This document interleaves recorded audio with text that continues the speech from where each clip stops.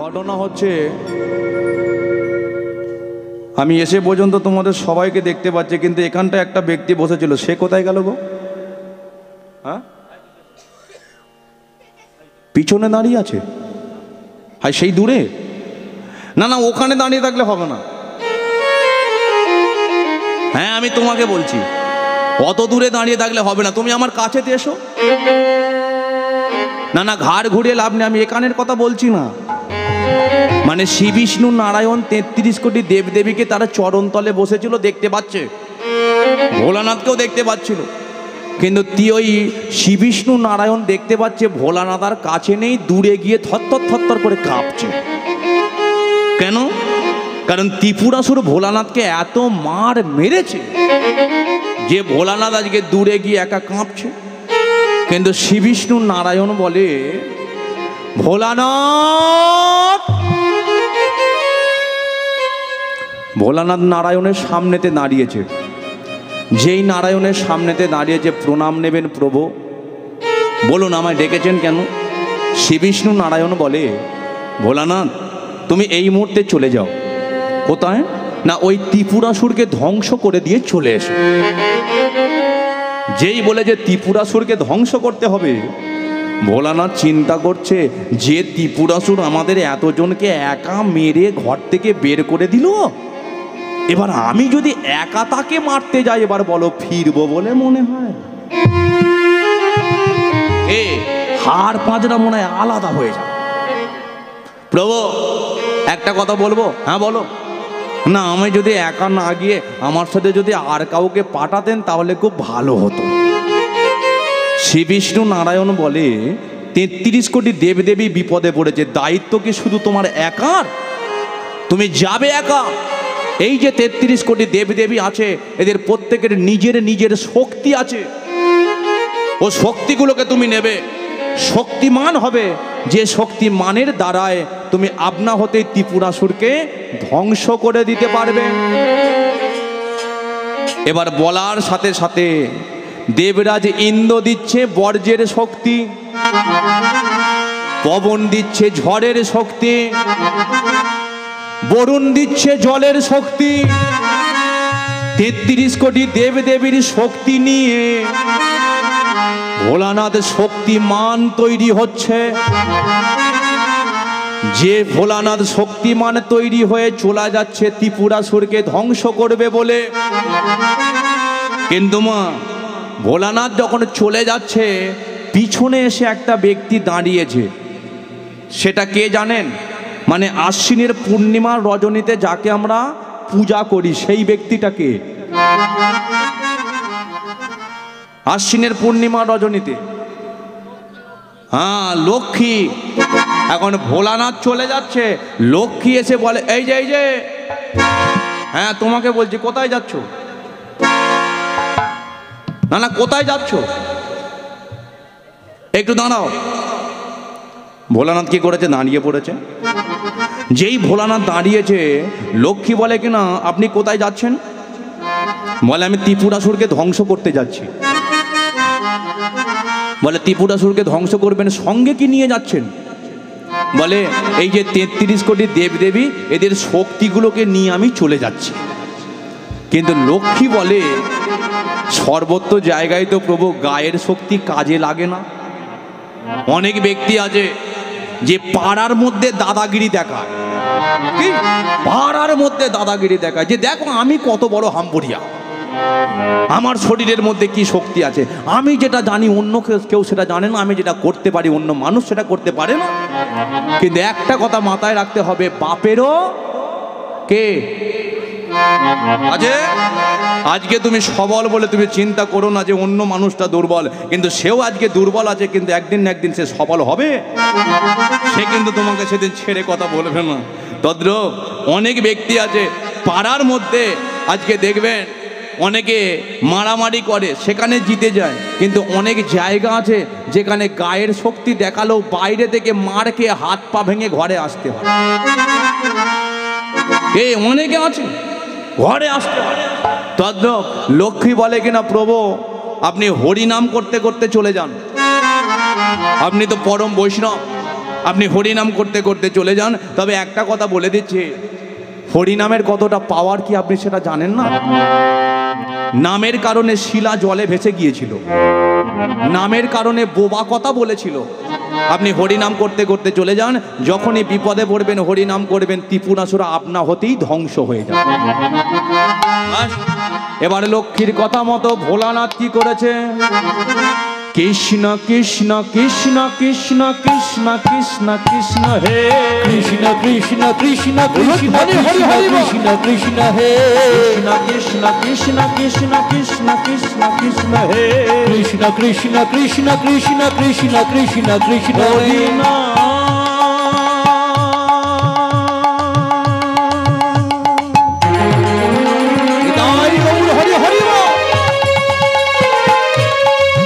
কৃষ্ণ না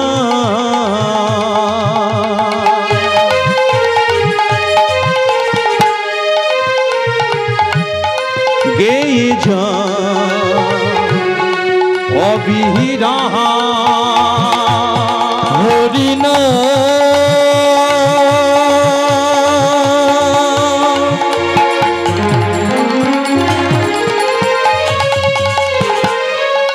কৃষ্ণ না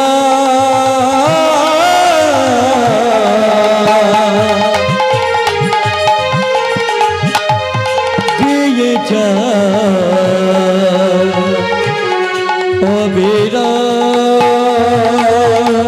কৃষ্ণ কৃষ্ণ কৃষ্ণ কৃষ্ণ কৃষ্ণ কৃষ্ণ কৃষ্ণ হে কৃষ্ণ কৃষ্ণ কৃষ্ণ কৃষ্ণ কৃষ্ণ কৃষ্ণ কৃষ্ণ হে কৃষ্ণ কৃষ্ণ।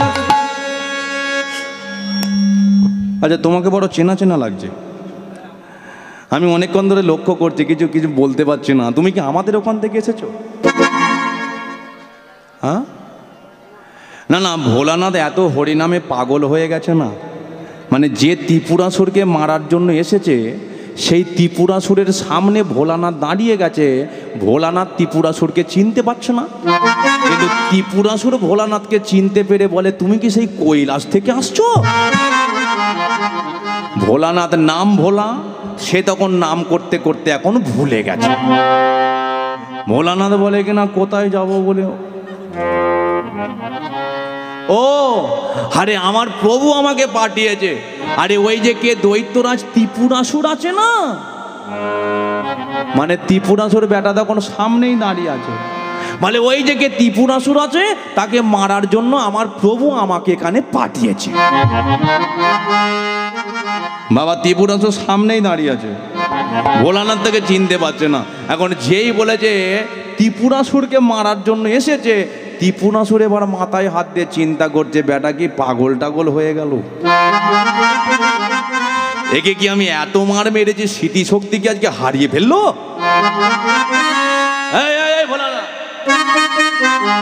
কি ব্যাপার?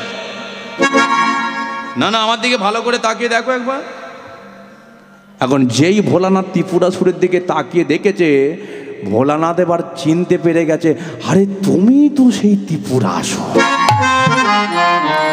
ও প্রভু, প্রভু গো, আমার ভুল হয়ে গেছে, আমি চলে যাচ্ছি, রাস্তা ভুল করে এখানে চলে এসেছি। এখন যেই ভোলানাথ আবার থরথর করে কাঁপছে, চলে যাবার সিদ্ধান্ত নিচ্ছে, ত্রিপুরাসুর বলে কিনা, দাঁড়াও ভোলানাথ, তোমার এত বড় স্পর্ধা, তোমাকে মেরে ঘর থেকে বের করে দিলাম, তুমি আবার একা এসেছো আমার সঙ্গে যুদ্ধ করতে। তোমার আজকে এমন অবস্থা করব, কৈলাসে তুমি আর ফিরতে পারবে না। কিন্তু ভোলানাথ এদিকে চিন্তা করছি যে লক্ষ্মী তো বলে দিয়েছিল যখনই বিপদে পড়বে হরিনাম করবে, যখনই বিপদে পড়বে হরিনাম করবে, তাহলে আমি এখন হরিনামেতেই পাগল হয়ে যাই। ঠিক আছে, চোখ বন্ধ করে হরিনামই করে যাব।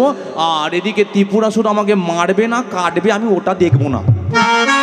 তাহলে ত্রিপুরাসুর কি করছে, একটা একটা করে তীর ভোলানাথের দিকে ছুটছে। ভোলানাথের শরীরে না লেগে ত্রিপুরাসুরের শরীরে লেগে ক্ষত বিক্ষত হয়ে যাচ্ছে, কারণ ভোলানাথের দিকে কি করছে, কৃষ্ণ হে কৃষ্ণ হে কৃষ্ণ হে কৃষ্ণ হে কৃষ্ণ হে কৃষ্ণ হে কৃষ্ণ হে কৃষ্ণ হে কৃষ্ণ হে কৃষ্ণ হে কৃষ্ণ হে কৃষ্ণ হে হে হে কৃষ্ণ হে কৃষ্ণ হে কৃষ্ণ হে কৃষ্ণ হে কৃষ্ণ কৃষ্ণ কৃষ্ণ কৃষ্ণ কৃষ্ণ কৃষ্ণ কৃষ্ণ হে কৃষ্ণ কৃষ্ণ কৃষ্ণ কৃষ্ণ কৃষ্ণ কৃষ্ণ কৃষ্ণ হে কৃষ্ণ কৃষ্ণ কৃষ্ণ। কি ব্যাপার শুয়ে আছে কেন ওখানে? মানে ভোলানাথ দেখতে পাচ্ছে এত মার মেরেছে আমাকে যে আমার শরীরে লাগেনি, ত্রিপুরাসুর নিজেই শুয়ে পড়েছে, নিজেই ত্রিপুরাসুর শুয়ে পড়েছে। এখন ভোলানাথ আজকে চোখ দুটো খুলে চিন্তা করলো যে আমি তো একটা আঁচড় পর্যন্ত ওর শরীরে মারলাম না, ও কত তীর আমার শরীরে মারলো, কিন্তু আমার শরীরে লেগে না লেগে ও নিজেই ক্ষতবিক্ষত হয়ে শুয়ে পড়লো। ভোলানাথ চিন্তা করলো তাহলে হরিনামের কতটা পাওয়ার বলো তো। ত্রিপুরাসুর শুয়ে পড়ে আছে, ভোলানাথ সামনে দাঁড়িয়ে বলে কি রে বেটা বোঝে নে হরিনামের কতটা পাওয়ার। কে অত তীর আমাকে মারলে, কিন্তু একটা তীর আমার শরীরের এক বিন্দু রক্ত পর্যন্ত ঝরাতে পারলো না, তাহলে বুঝে নে হরিনামের কতটা পাওয়ার। আমি পারতাম, তুই আমার পায়ের তলায় পড়ে আছিস, আমার ত্রিশূলের ডগা দিয়ে খুঁচে খুঁচে তোকে মাটিতে পুঁতে দিত, কিন্তু কেন করব না জানিস? কারণ আমি তো একজন পরম বৈষ্ণব। দেখবেন মা, বৈষ্ণবের ধর্মই হলো একমাত্র ক্ষমা, বৈষ্ণবের ধর্ম হলো ক্ষমা। ত্রিপুরাসুর মাটিতে পড়ে আছে, ভোলানাথ পারত যে তাকে আজকে মেরে ফেলতে তার ত্রিশূলের ডগা দিয়ে, কিন্তু সেটা না করে আজকে ওই ভোলানাথ দাঁড়িয়ে আছে। তাহলে ভক্তদের সঙ্গে পরম বৈষ্ণবদের তফাৎটা কোথায় জানেন? ভক্তরা কি করে, নিজে কি খাবে নিজে কি করবে সেটা চিন্তা করে তারপরে গোবিন্দের কথা চিন্তা করে, কিন্তু প্রকৃত বৈষ্ণবরা কি করে, নিজের সমস্ত কিছু ফেলে রেখে আগে গোবিন্দের কথা চিন্তা করে তবেই আজকে নিজের কথা ভাবনা চিন্তা করে। প্রকৃত বৈষ্ণবকে যদি একবার আশ্রয় করা যায় কৃষ্ণ সন্তুষ্ট হয়ে যায়। তার প্রমাণ, তাহলে একটা প্রমাণ দেখুন যে বৈষ্ণবকে আশ্রয় করলে ভগবান কৃষ্ণ কতটা সন্তুষ্ট হয়। একদিন দুর্যোধন, একটু মন দিয়ে শুনবেন, একদিন দুর্যোধন মনে মনে চিন্তা করছে যে ও বেটা কৃষ্ণ ও তো গোয়ালার ছেলে, সারা জীবন শুধু ক্ষীর সর নমনি খেয়েই কাটিয়ে দিল, ও কৃষ্ণের পেটের মধ্যে ভালো মন্দ জিনিস তো কোনোদিন পড়লো না। তাই আজকে এদিকে চিন্তা করলো দুর্যোধন যে ওই কৃষ্ণকে একদিন আমার বাড়িতে ডেকে নিয়ে এসে কৃষ্ণকে এমন খাওয়াবো যেটা কৃষ্ণ বাপের জন্মে কোনোদিন খায়নি। কৃষ্ণ শুনে চিন্তা করছে দুর্যোধন মনে করলে আমি তোমাকে খেয়ে হজম করে ফেলতে পারি, সে ক্ষমতা আমার আছে, কিন্তু একটা কথা বলে দিচ্ছে, কোনো ভক্ত যদি আমাকে ডাকে আমি সেই ভক্তের কাছে চলে যাই। দুর্যোধন তুমি আমায় ডেকেছ, আমি তো তোমার কাছে যাবই। কৃষ্ণ কি করেছে, ভরা দুপুর বেলা এখন এই রাস্তা দিয়ে হেঁটে হেঁটে হেঁটে হেঁটে চলে যাচ্ছে। যখন কৃষ্ণ চলে যাচ্ছে না, ভরা দুপুর বেলা কৃষ্ণের সামনেতে একটা ভক্ত এসে দাঁড়িয়েছে। ভক্তটার অন্য কেউ নয়, যিনি হলেন বিদুর মহারাজ। বিদুর আজকে দেখে বলে উঠল যে প্রভু আপনি কোথায় যাবেন? আপনার শরীর থেকে তো ঘাম ঝরছে প্রভু, এত ভরা দুপুর বেলা আসুন না আমার বাড়িতে, আমি একটু সেবা দেব, আমি একটু পাকার বাতাস করব, তারপরে নয় আপনি যেখানে যাবার হয় আপনি সেখানে চলে যাবেন। কিন্তু কৃষ্ণ তখন বলেছিল বিদুর এখন তো আমি যেতে পারবো না। কেন? কারণ তোমার আগে দুর্যোধন আমায় নিমন্ত্রণ করেছে, আগে আমি সেখানে যাব, তবে তুমি অপেক্ষা করো, সময় হলে তোমার বাড়িতে আমি ঠিক আসবো। বিদুর তখন চিন্তা করেছিল যে কৃষ্ণকে পাওয়া মানে জগতে সবাইকে পাওয়া, কৃষ্ণকে ছেড়ে দেওয়া মানে জগতে সর্বস্ব কিছু ছেড়ে চলে যাওয়া। কিন্তু কৃষ্ণকে এত সামনে থেকে পেয়েও আমি আর তার কাছ থেকে কোনো জিনিস কিছু পাবো না। বেদর কি করেছে, গায়ের থেকে ওড়নাটাকে খুলে আর এই রাস্তার মধ্যখানেতে বিদুর আজকে বিছিয়ে দিয়েছে। যেই আজকে বিছিয়ে দিয়েছে, কৃষ্ণ বলে কিনা বিদুর, তোমার গায়ের সুন্দর ওড়নাটা ধুলো কাদার মধ্যে বিছিয়ে দিলে কেন? বিদুর বলে, ওহে ভগবান,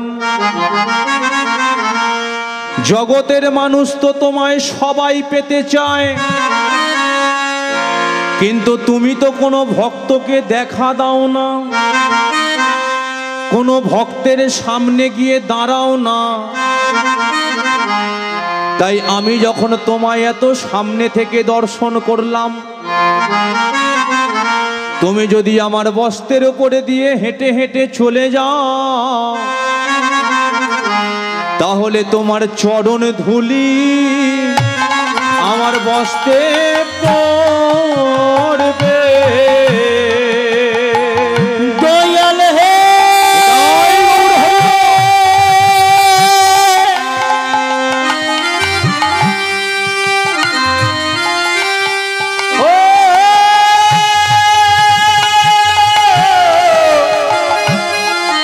দয়াল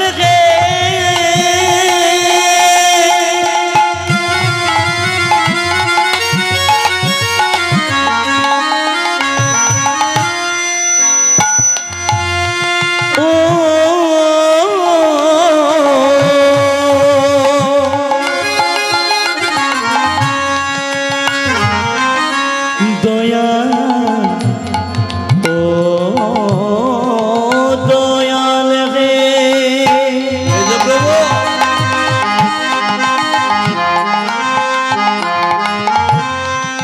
দয়াল হে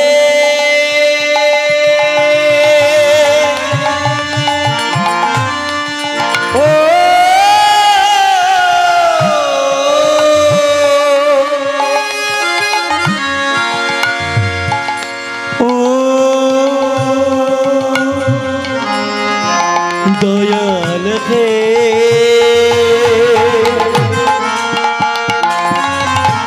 চরণ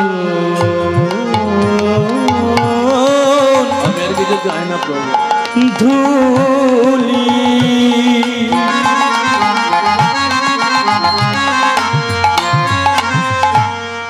আমার বস্ত্রে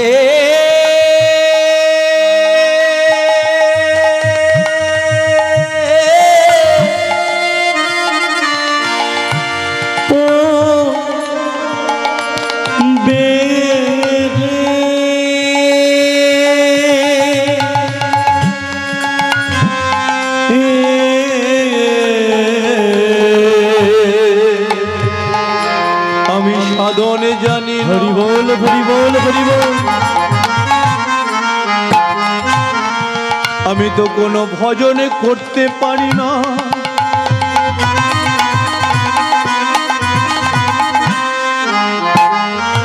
কোনদিন যদি আমার সুন্দর দেহটা ছাড়তে পারি, মৃত্যুর শেষ প্রান্তে দাঁড়িয়ে যদি আমার হাত না নড়ে, পা না নড়ে, কোনো দুঃখ পাবো না। হরি বল হরি বল। শুধু তোমার কাছে আমার শেষ নিবেদন, শুধু আমার সুন্দর জীবটাকে তুমি ভালো রেখো প্রভু গো। যদি আমার সুন্দর জীবটাকে ভালো রাখতে পারো, তাহলে মৃত্যুর শেষ প্রান্তে দাঁড়িয়ে জীবের দ্বারায় দুহাত তুলে বলতে পারি, নিতাই গৌর হরি হরি হরি বল হরি বল হরি বল।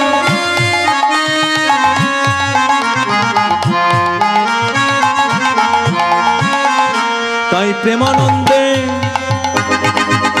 বদন ভরে কৃষ্ণ কৃষ্ণ বলে মানব জনম চলে যাবে, মানব জনম থাকবে না রে। আমার মানব জনম আর হয় কি না হয়, মানব জনম চলে যাবে। আমার চরণ ছাড়া করো না গো, চরণে হয় মাটি। তাই হরি হরি একবার নিতাই গৌর হরি হরি বাহু তুলে তাদের মানব জনম আসবে না গো, মানব জনম চলে যাবে। আরে হরি হরি হরি বলে আনন্দে বাহু তুলে হরি হরি হরি বলে প্রেমানন্দে বাহু তুলে হরি হরি হরি বলে প্রেমানন্দে বাহু তুলে চরণ ধুলি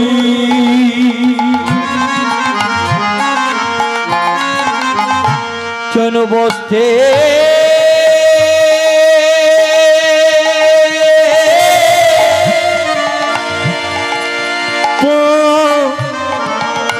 রে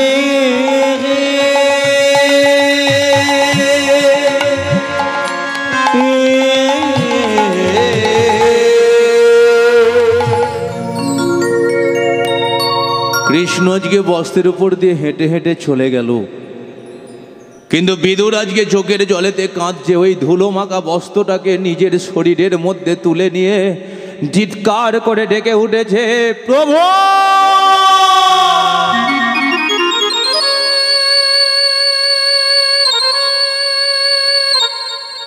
চলে গেলেন প্রভু, জীবন আমার ধন্য হয়ে গেল। তোমাকে পাওয়ার জন্য কত রাত্রির জেগে ভক্তরা হরিবাসরেতে বসে থাকে, কিন্তু কেউ তোমায় পায় না। আজকে আমি সামনে থেকে দাঁড়িয়ে তোমার চরণ ধুলি আমি গোটা শরীরের মধ্যে ধরতে পারলাম, জীবন আমার ধন্য। বিদুর আজকে চোখের জলেতে কাঁদছে, কিন্তু এদিকে দুর্যোধন সোনার সিংহাসনে বসে বসে পা দোলাচ্ছে। কৃষ্ণ বলে উঠল, দুর্যোধন তুমি আমায় নিমন্ত্রণ করেছো? দুর্যোধন বলে, হ্যাঁ শোনো কৃষ্ণ, আজকে তোমার এত বেলা হলো কেন? তোমাকে একটু খাওয়াবো বলে সারা রাত ধরে 21টা রাঁধুনি দিয়ে 64 রকমের ব্যঞ্জন তৈরি করে সোনার থালায় সাজিয়ে রাখলাম। বাজারের যত নামি দামি কোম্পানির মশলা পাওয়া যায় সব মশলা দিয়ে রান্না করেছে। কৃষ্ণ বলে, দুর্যোধন তোমার বাড়িতে আমি তো কিছু এখন খাবো না। কেন? বাজারের নামি দামি কোম্পানির মশলা দিয়ে রান্না করেছো বটে, কিন্তু খাবারের মধ্যে একটা মশলা পড়েনি, সেই জন্য তো তোমার বাড়িতে আমি সেবা করব না। দুর্যোধন বলে, কি এমন মশলা যেটাকে বাজারে কিনতে পাওয়া যায় না? কৃষ্ণ বলে, সে মশলা একমাত্র তোমার মধ্যেই আছে, যেটার নাম হলো একমাত্র ভক্তিরূপী মশলা। সব মশলা দিয়েছো, কিন্তু ভক্তিরূপী আজকে মশলা তোমার এই খাবারের মধ্যে পড়েনি, সেই জন্য আমি কিছু খাবো না, এখন আমি চলে যাচ্ছে। কৃষ্ণ কি করলো? দুর্যোধনের ঘর থেকে বেরিয়ে পড়েছে, কিন্তু ভরা দুপুর বেলা কৃষ্ণ আজকে কোথায় যাবে? পেটের মধ্যে খিদে, হঠাৎ রাস্তায় বেরিয়ে কৃষ্ণ আজকে সিদ্ধান্ত করলো যে আসবার সময় বিদুর তো তার ঘরে আমায় যেতে বলেছিল, তাহলে এখন আমি বিদুরের ঘরেতেই চলে যাই। জগৎ মাঝে আমি প্রমাণ করে দিই যে আমি কার বাড়িতে কি সেবা করতে পারি। এখন ওই কৃষ্ণ কি করেছে? ভরা দুপুর বেলা একটা ঘরের দরজার সম্মুখে গিয়ে দাঁড়িয়েছে। ঘরটার জানালা দরজা সব বন্ধ। কেন জানেন? ঘরের ভেতরেতে একটা মেয়ে বসে আছে, যে মেয়েটার শরীরে ভালো করে কাপড় দিয়ে ঢাকা নেই। স্বামী তার একসঙ্গে দুটো কাপড় পর্যন্ত কিনে দিতে পারেনি। একটাই মাত্র কাপড়, যে কাপড়টাকে পরে মা আমার স্নান করে, অর্ধেক কাপড় করে শুকনো করতে বাইরে মিলে দিয়ে মান সম্মান লজ্জাটাকে রাখার জন্য জানালা দরজা বন্ধ করে মা আমার ঘরের ভেতরে চুপ করে বসে থাকে। এমন অবস্থায় কৃষ্ণ আর যে দরজায় এসে ধাক্কা মারছে, ঘরের ভেতরে কেউ আছিস রে মা?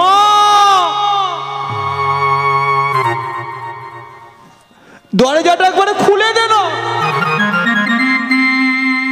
আমার বড় খিদে পেয়ে গেছে, একবার দরজাটা খুলে দে না। হঠাৎ ঘরের ভেতর থেকে একটা মেয়ের গলার শব্দ পাওয়া গেল, যে মেয়েটার অন্য কেউ নয়, যিনি হলেন বিদুরের স্ত্রী পরাশরী। পরাশরী বলে বলল, কে তুই? এত ভরা দুপুর বেলা আমার দরজার সম্মুখে কেন দাঁড়িয়েছিস? তুই জানিস না আমার ঘরে এখন কেউ নেই। আমার স্বামীটা কখন ভোরবেলা ভিক্ষে করতে গেছে, আমি অপেক্ষা করে বসে আছি স্বামীটা কখন দুমুঠো ভিক্ষে করে নিয়ে আসবে, ফুটিয়ে গোবিন্দকে সেবা দেব, তবে আমরা সেবা করব। তবে একটা কথা বলে দিচ্ছি, তুই যেই হোস না কেন, আমি তোকে অনুরোধ করছি আমার দরজার সম্মুখ থেকে কোথাও চলে যা। কৃষ্ণ বলে, হ্যাঁ রে মা, আমাকে দেখার জন্য কত মানুষ পাগল হয়ে থাকে, আমাকে দেখার জন্য হাজার হাজার টিউবলাইট জ্বেলে দেয়, কিন্তু আমাকে কেউ দেখতে পায় না। হাজার হাজার হ্যালোজিন মেরে দেয়, কেউ আমায় দেখতে পায় না।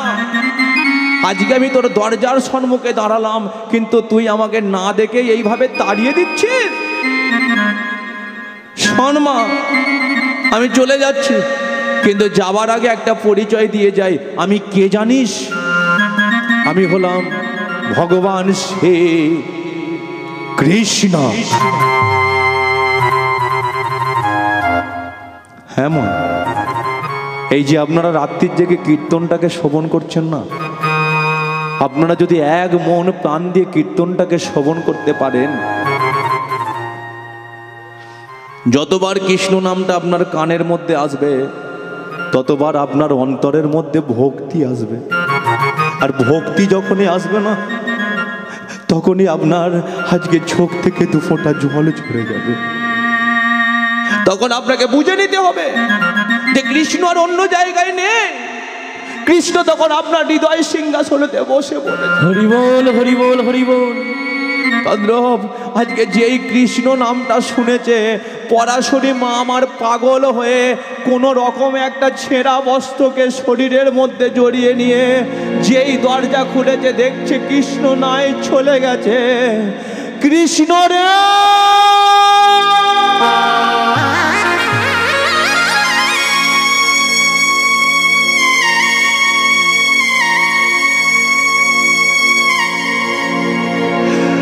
চলে গেলি কৃষ্ণ।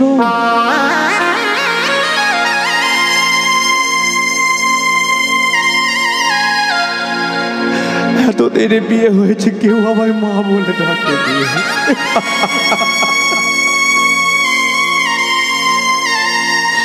শোন কৃষ্ণ, তুই যদি প্রকৃত ভগবানই হয়ে থাকিস, তুই যদি আমাকে প্রকৃত মা বলে ডেকে থাকিস, এই আমি চোখ দুটোকে বন্ধ করলাম, এই আমি দরজার সম্মুখেতে দাঁড়ালাম, যতক্ষণ না পর্যন্ত তুই আমায় সামনে দাঁড়িয়ে আমায় মা বলে ডাকবি, ততক্ষণ পর্যন্ত আমি এই চোখ দুটো খুলব না। ভক্ত যদি ভগবানের জন্য দু ফোঁটা চোখের জলেতে কাঁদে, ভগবান আর থাকতে পারে না। পরাশরী মা আমার চোখের জলেতে কাঁদছে, কিন্তু এদিকে কৃষ্ণ আজকে থাকতে না পেরে মায়ের সম্মুখে দাঁড়িয়ে ডেকে উঠেছে, মা। যেই মা ডাকটা শুনেছে, পরাশরী মা আমার চোখটা খুলেই দেখতে পাচ্ছে সম্মুখে দাঁড়িয়ে আছে মুরলী হাতে ধরে কৃষ্ণ। হরে কৃষ্ণ, তোর এত দয়া, তোর এত করুণা, তুই আমার মতো একটা ভিখারির বাড়িতে এলি কৃষ্ণ। আমার ঘরে যে একটা দানা পর্যন্ত নেই, আমার স্বামীটা কখন ভিক্ষে করতে গেছে, কখন যে দুমুঠো চাল নিয়ে আসবে অপেক্ষা করে আমি বসে আছি।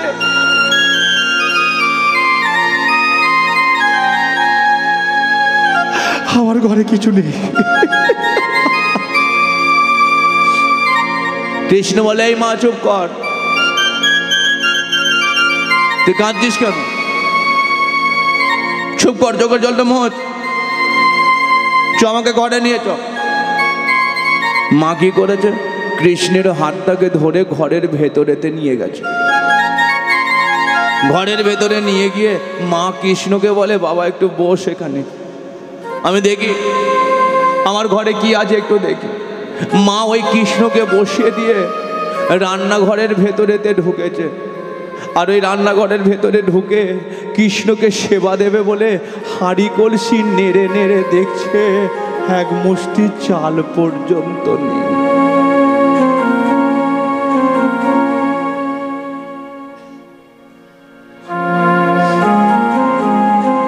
মা আজকে রান্নাঘরের ভেতরে বসে বসে কাঁদছে।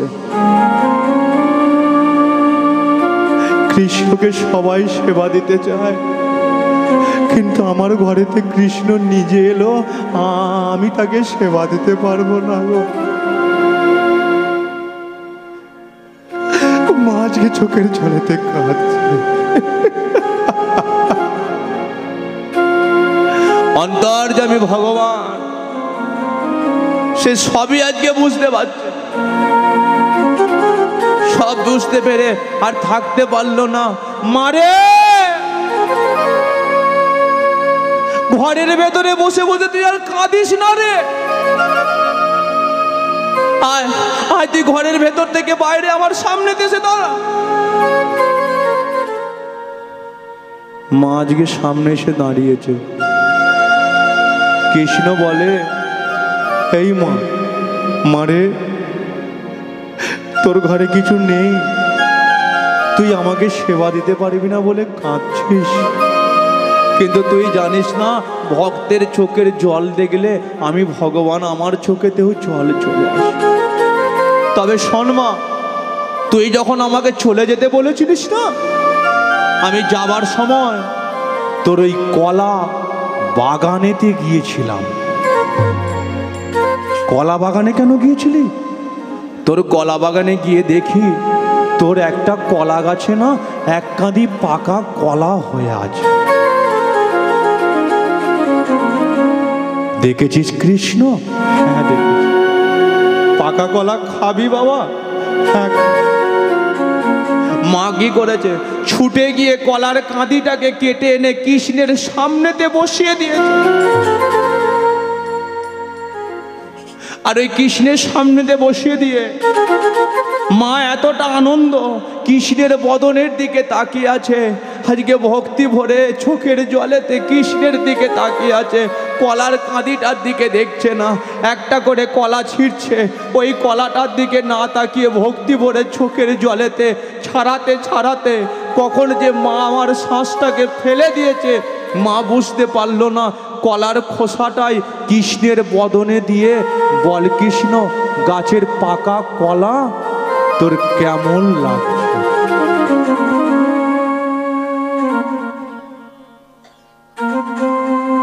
কৃষ্ণ বলে, ভালো লাগছে। শোন মা, আমার বড় ভালো লাগছে, আমাকে আর একটা ছাড়িয়ে দিবি রে মা।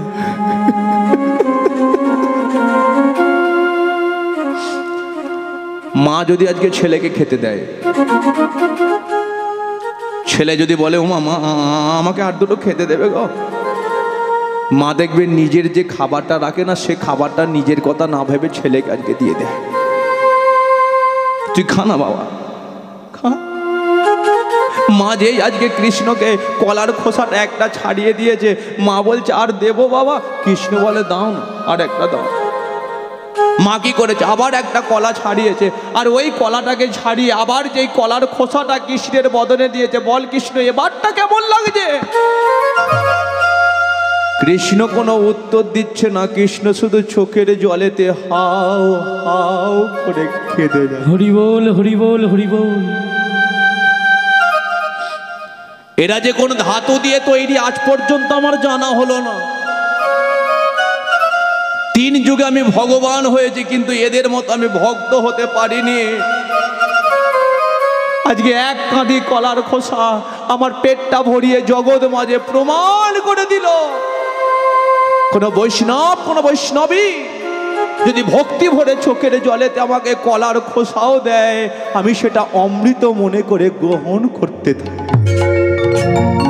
তাই 3 যুগে আমি ভগবান হয়েছি, কিন্তু এদের মতো আমি ভক্ত হতে পারিনি। তাই কথা দিলাম এবার আমি যে যুগে যাব আমি এদের মতো ভক্ত হয়ে চলে আসব।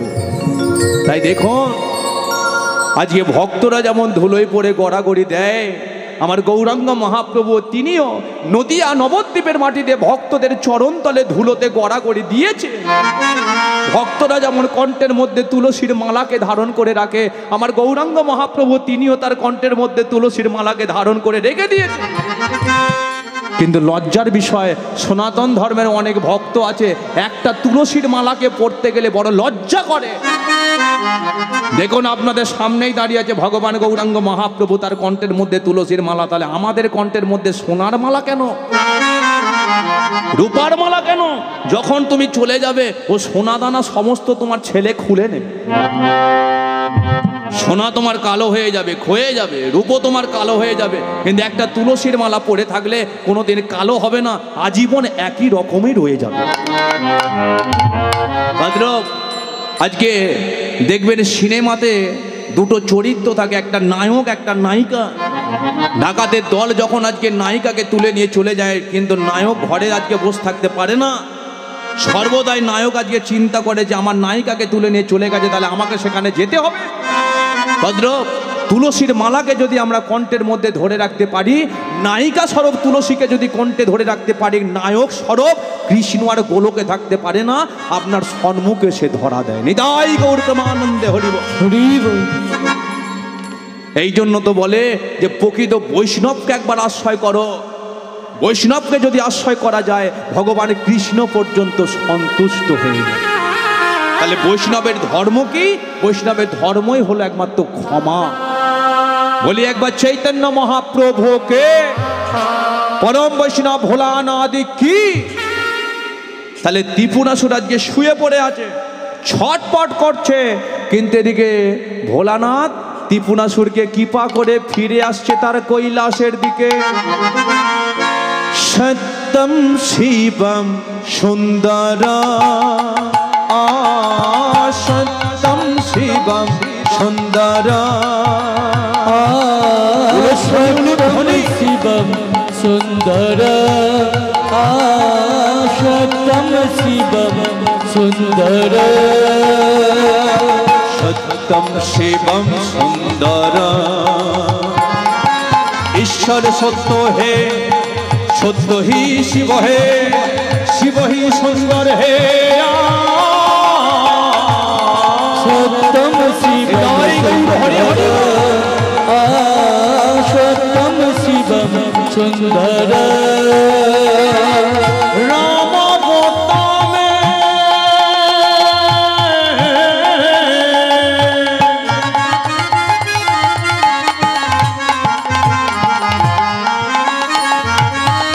রাম অবতামে काशी में शिवन कानाई वृंदावन में। दया करो प्रभु सबको इनको, दया करो प्रभु सबको इनको, घर घर आंगन में कृपा ही के बला। सत्यम शिवम सुंदर, सत्यम शिवम सुंदर, सत्यम शिवम सुंदर, सत्यम शिवम सुंदर।